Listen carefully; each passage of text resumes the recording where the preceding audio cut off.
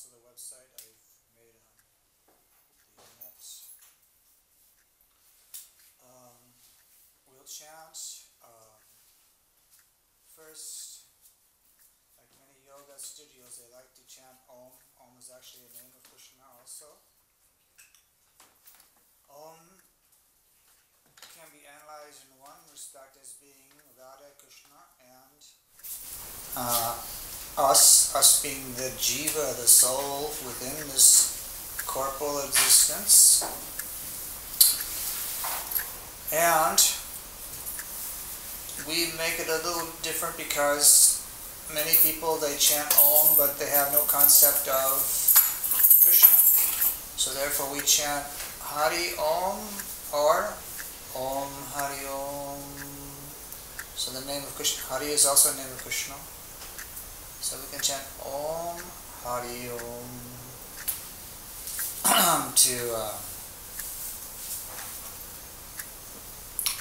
to create an atmosphere there of spirituality and to clear our consciousness, you know. Have you ever defragged your computer? So this needs to be defragged regularly, you know. I remember one time I had a big problem with my computer. I was in Mexico.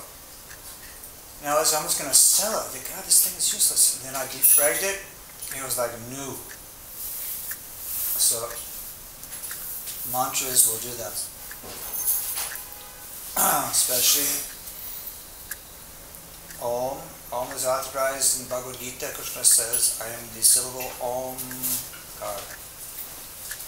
And of course the Maha Mantra, Hare Krishna, which we'll chant later, is also especially recommended for this age of Kali, the age of fighting, you know, fighting in the house, fighting in the city, fighting in the countries. Just down the road coming down here, somebody texted me that somebody I knew, his daughter had just been shot in Fort Lake Worth by the police. I said, how can police shoot a woman? So, yeah, we were in the car together. He called the police, the reporter. The reporter said the wife was attacking the husband, and so the police shot her. And she's dead. It's shocking, but you know, everything's shocking. Sometimes we think, oh, it can't get worse than this, but it's worse. So we should always be in spiritual consciousness, and the way to do that is really to chant. So we'll chant Om Hari Om.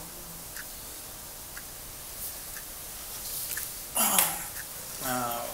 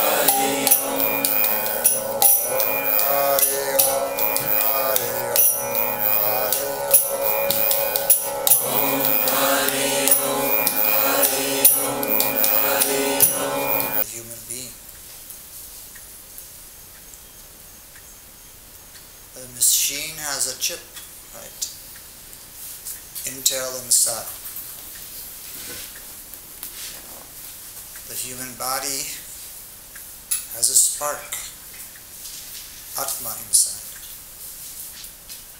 So the Atma is the soul. But the difference is the chip and the computers, more or less, they're the same chip, just reproduced. But the Atma, the soul, the spirit soul, in every individual body is totally unique and individual.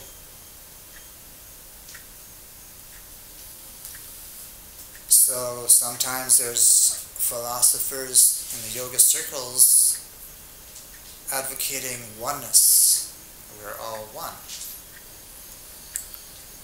But Vaishnavas also want to emphasize that we are also uniquely different from one another.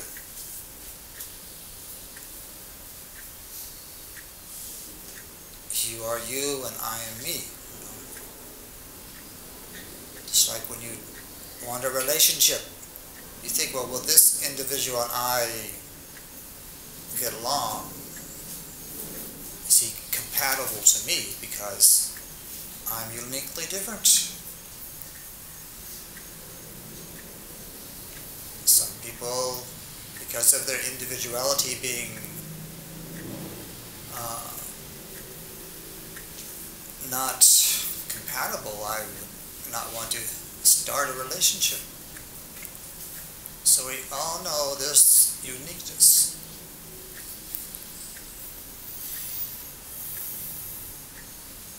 So the spirituality of oneness is that we are one in essential quality as spirit. That is called Brahman in Sanskrit. So the yogis, they meditate on the sound Aham Brahman or Aham Brahmasmi, I am spirit. But at the same time, we are all individual, unique spirits, part of the Supreme Spirit. The Atma is part of the Paramatma.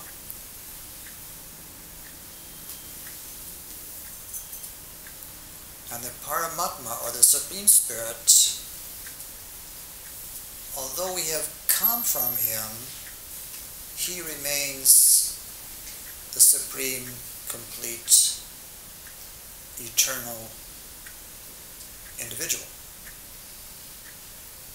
Mahatma Gandhi, he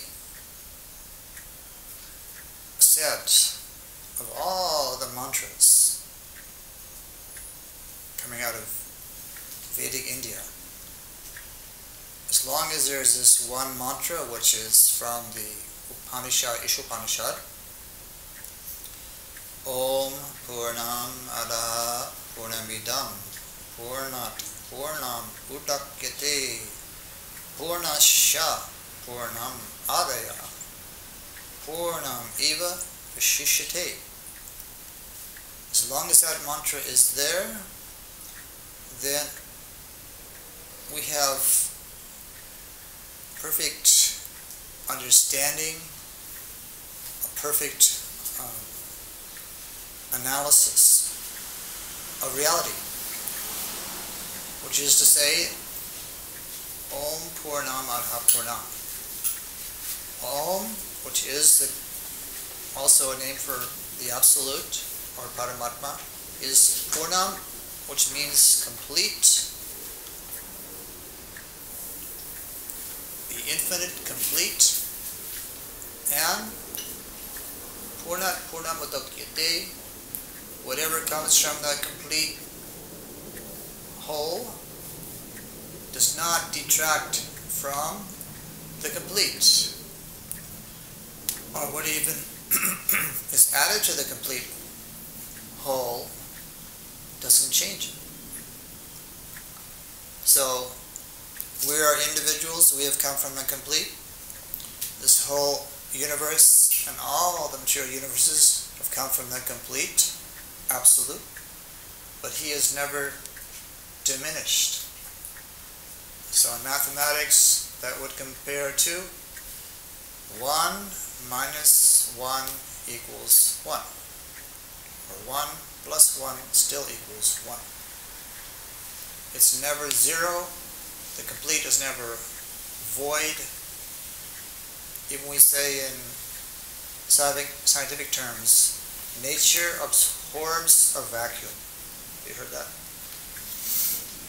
Nature absorbs a vacuum. Abhors. Abhors means doesn't like a vacuum, right? It will fill it up immediately if there's any kind of vacuum. Abhors. Like apartments in Miami, if it's empty, somebody's going to fill it up. So, the origin, which is eternal, has no beginning. It's our source, but we also have no beginning. Because the Atma, the soul, is eternal. So how do we understand that? I am eternal. I never had an origin. I never end. And yet my source is also an eternal, supreme source. Because our minds are finite, contemplating the origin, the absolute, is limited. It's inconceivable. Therefore, spiritual life really must incorporate faith. Yes, I trust the Vedas. I trust my Guru. Just like when the Vedas, they say cow dung is pure, but other animals' stool is impure. If you touch the feces of an animal, you should go take a bath. If you touch the feces from a cow, there's no need to cleanse yourself. It's antiseptic.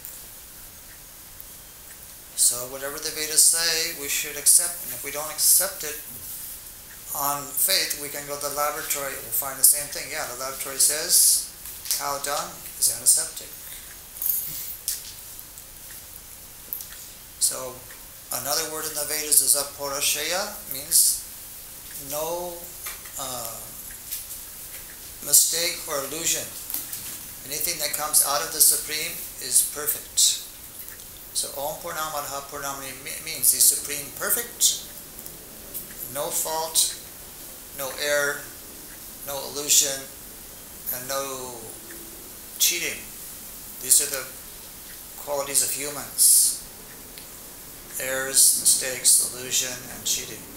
And the Absolute is completely pavitra, pure. So we are part of that Supreme pure. Just like a drop of water, when it comes to the earth, turns into mud, we have come into the material existence and have turned in our consciousness into a impure state. By what? By associating with this world and its nature. Krishna in Bhagavad Gita describes this nature of the world, the Prakriti, is composed of three modes of nature: Rajagun, Tamagun, Sattvagun. Tamagun is ignorance, Rajagun is passion, and Sattvagun is goodness. Those who are in the mode of ignorance, they're very lazy, slothful, procrastinating. Those who are affected by the mode of passion, they're very active, very desirous of achieving results, will not stop until they get what they want. In the mode of goodness, person is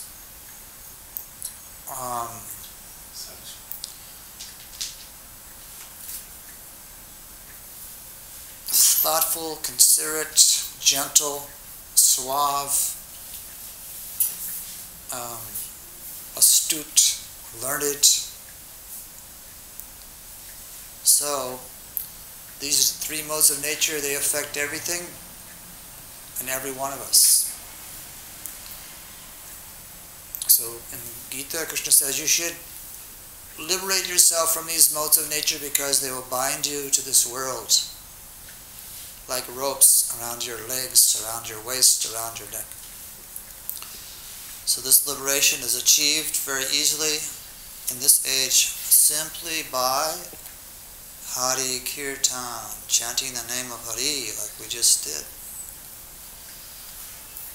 And you can feel the result, just like if I gave you a cherry pie, I could put it on my hand and talk about it. But if you taste the cherry pie, you know exactly what it's like. So the more this kirtan goes on with circles of yoginis, yogis, devotees, mumukshus, they say in Sanskrit, then you feel the result. The more people that chant, the more energy comes up. And even if somebody is apathetic, the sound vibration will still purify the consciousness. Just like fire, if you stick your finger in fire, it'll burn. So this mantra is infinitely powerful. Will reveal everything to you. So there's a story of like an extreme case.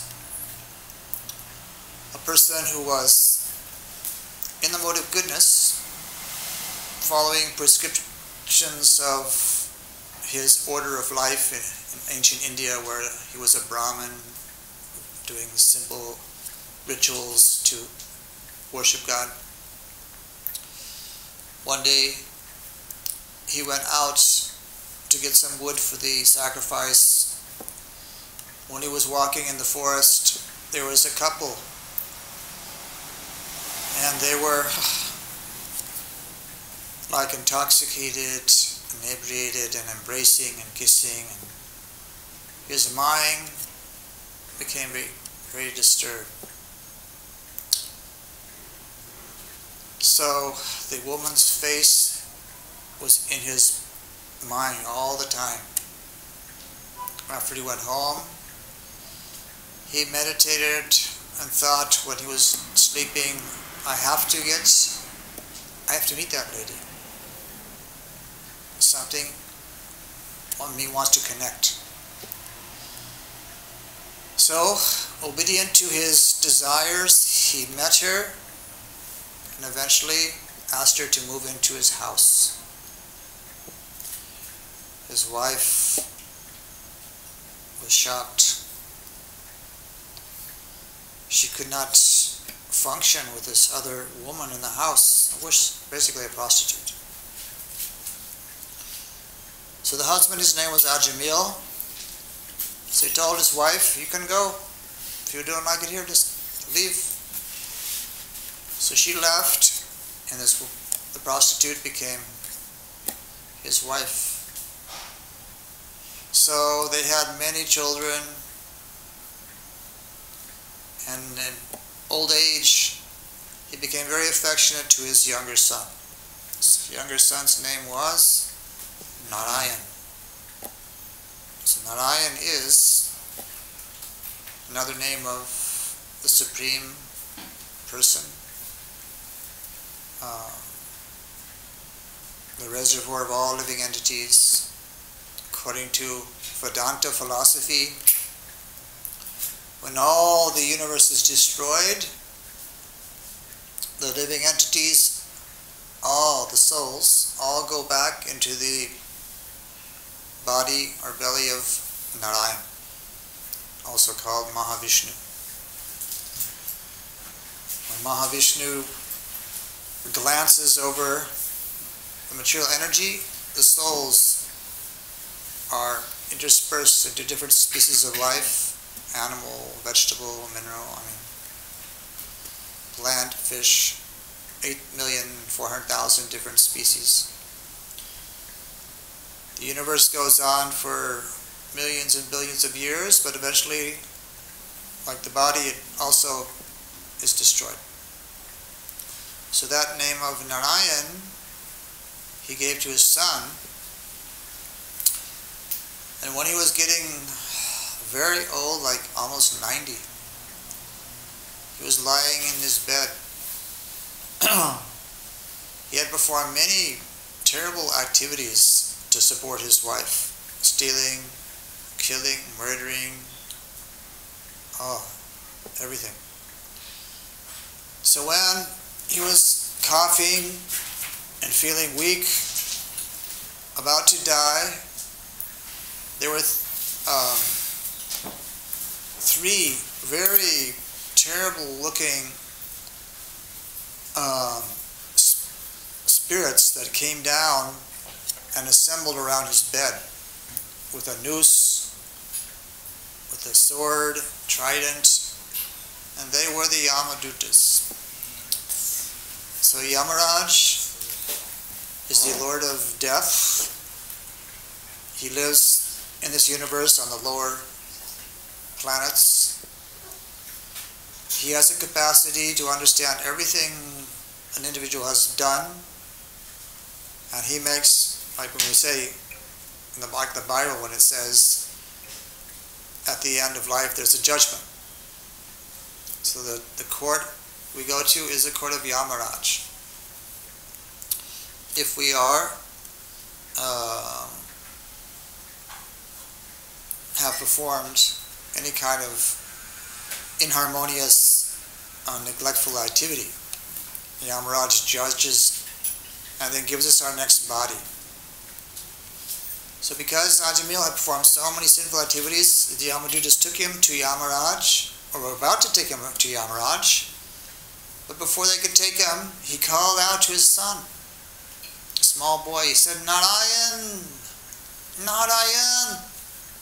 And when he was chanting that name, before the Avadhutas could take his soul to Yamaraj in the lower reaches of the universe, four beautiful personalities, exactly like this picture here in the back of Vishnu.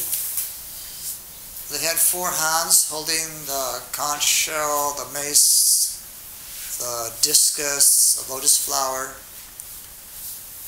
and they came before the Yamadhutas. They were the Vishnu Dutas, the agents of Vishnu, and they said, "You cannot take this soul to hell, to Yamaraj, because he has chanted the name of our Lord, Narayan. Anyone who chants this name, they have become freed from their sinful activities." So the Yamadhutas were shocked, but they were in awe of the beauty and the splendor of these Vishnu Dutas. There was an effulgence that was so bright, their faces were so beaming, and their authority and their grave voices were so deep that they let Ajamil's soul go. They immediately went to their Lord Yamaraj and said, "We were not successful in bringing the soul to you. We were stopped by four beautiful personalities. And we are confused because we thought you are the prime director in this universe. What have we done wrong? And is there somebody superior to you?" When Yamaraj heard this, he said, "Actually, it's a fact. And I am a servant. I am not the supreme. There is a higher agency. His name is Narayana. He lives outside of this universe, but he conducts all the affairs. I am his simple servant. And you should know that his name is all powerful, all perfect. And any time you go in this world, you find anyone taking the name of Narayan, or appearing as his devotee, don't go near them, don't touch them. So Yamaraj gave this order. The Yamadutas, their capacity is indomitable. You can't not go against them unless you have the divine grace of the master of Yamaraj, who is Narayan. So Narayan is an expansion of the Supreme Lord Krishna. They are in the capacity equal, but Krishna is the origin of all forms of Narayan. And Narayan, this four-headed form, is also here in our heart, measuring about 8 or 9 inches high. So when we actually do yoga, according to Patanjali Yoga Sutras, you follow that, he actually says you should see this form within your heart. So if we actually achieve higher and higher levels of meditation and realization, we'll see that form within ourselves. So Ajamil, he was saved by the Vishnu Dutas. His soul was released. He came back into his body, and he took a cue from what the events that happened. He went up to Hardwar, north of New Delhi. There in an ashram, he began to practice the principles of devotion to Narayan. And eventually, when his life again came to the final day, he left for the spiritual world, the abode of Narayan. So this chanting is so purifying that you will have no fear in this world. It will remove all fear, and the worst fear is the fear of death. So anyone every one of us has to meet that day. We don't know if it's going to be when we're old, like Ajamil when he's 88. It can happen anytime. This world is such. So in any of the situation where you feel there's a calling, you should take this name of Narayan or Krishna, and you will be saved from having to enter into a court of Yamaraj. Because all sinful activities are completely removed by this chanting. Even once chanting the name, even negligently, it will remove all those reactions of activities which we may have performed in knowledge or in ignorance, but which are deleterious or will, bring our consciousness down. So this is the power of the holy name. We'd like to stop here, and we're going to chant one more time. So before we chant, does anybody have any questions, comments? You can, yes. Are we dead already? Are we already dead? The body is dead, but because you have a soul in the body, it appears alive. The body is just earth, water, fire, air, ether. That's the gross body.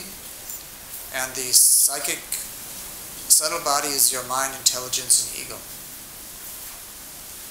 When this gross body dies, the subtle body continues. So all the impressions of this life you will carry into another life in your subconscious. So what happens is sometimes people, they get a flash of their former life. Not very often, but it can be actually probed by hypnosis. There's a doctor, I'm not a doctor, professor in the University of Virginia, Ian Stevenson. He has recorded more than 200 sessions with people.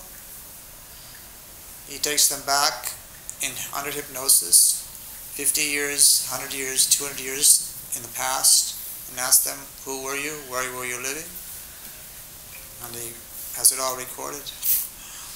It's amazing. And some of the people under hypnosis, when he takes them back, they start speaking in French or Italian. And when they wake up, they say, I don't know French. And then he plays the tape. This is you. It is possible to recognize that in this life, right? Like right now? If you have a very powerful spiritual program, and if you have a very powerful guru, spiritual teacher. Spiritual life means actually eventually to connect to a guru, a spiritual master. Spiritual master must know the truth and have realized the truth and be able to, of course, convince you on the basis of his logic and arguments. So that's always the first step in spiritual life, to find a master. Just like you're going to Jai or your yoga teacher, he will instruct you, all right, do this asana, do this breathing, and eat this kind of a diet.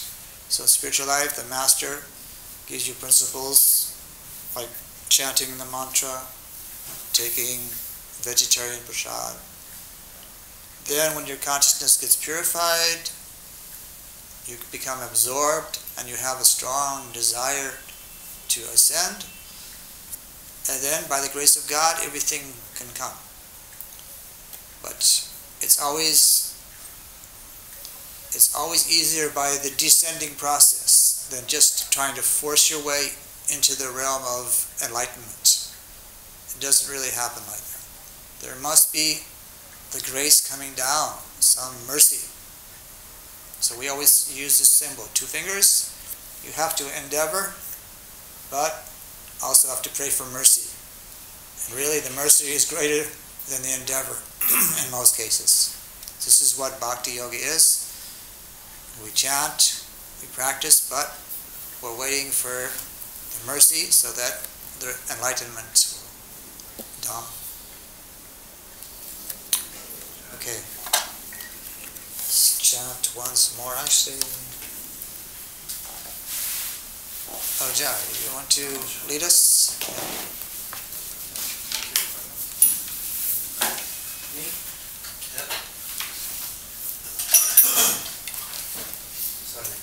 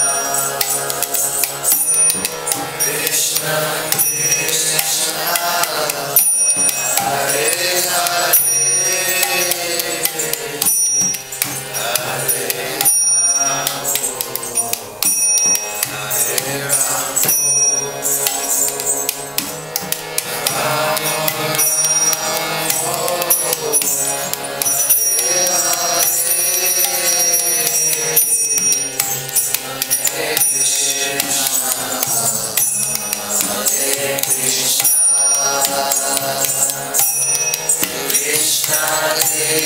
Krishna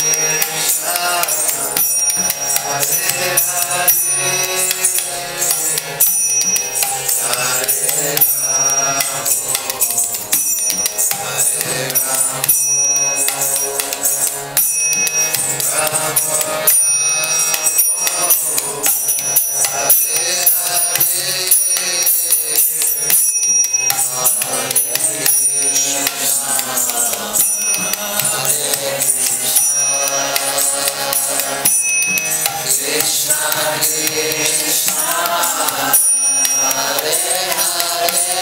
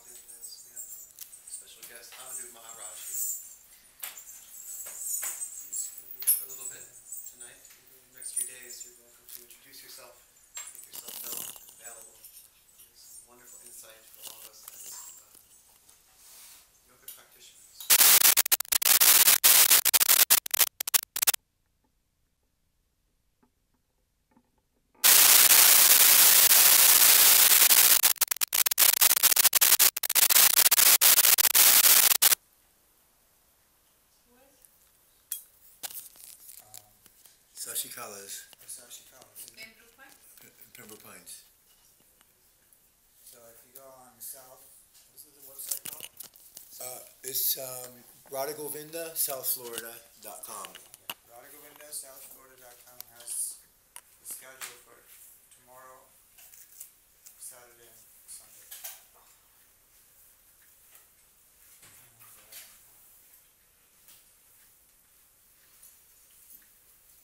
I'll be here tonight,